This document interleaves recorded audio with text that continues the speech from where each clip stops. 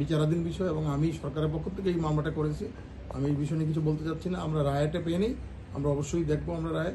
এবং আমরা কিন্তু শুনেন, আমাদের কথা ছিল যেটা আমরা শুধু আইনগত বিষয়টা দেখছিলাম, যে আইনে হচ্ছে কি এটা সরকারের পলিসি, নীতিগত সিদ্ধান্ত, এইখানে আদালত কতটুকু হস্তক্ষেপ করতে পারে সেটাই আমরা আদালতের সামনে তুলে ধরেছি। রায় পাওয়ার পরে আমরা এটা পরবর্তী পদক্ষেপ নেব।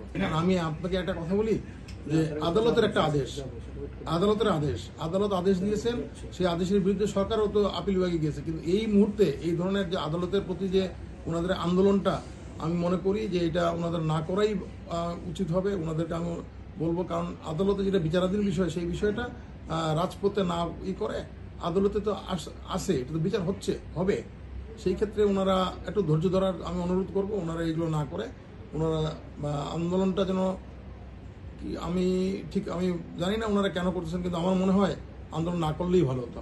স্যার, বৃহস্পতিবার তো যদি না সব ঠিক থাকে তো বৃহস্পতিবার আমরা আবার আসবে, আসার কথা। জি, আসার কথা। তাহলে যদি আসে সেক্ষেত্রে আপনারা পূর্ণাঙ্গ রায়টা না পান, আমরা না পেলে প্রধান বিচারপতি বলেছিলেন যে রায়টা বলে দিবেন। দেখা যাক উনি কি হয়, উনি যদি দিতে পারেন আমরা বুধবার পর্যন্ত পেলেই আমরা হয়তো চেষ্টা করবো বৃহস্পতিবার নিয়ে যাওয়া। দেখা যাক।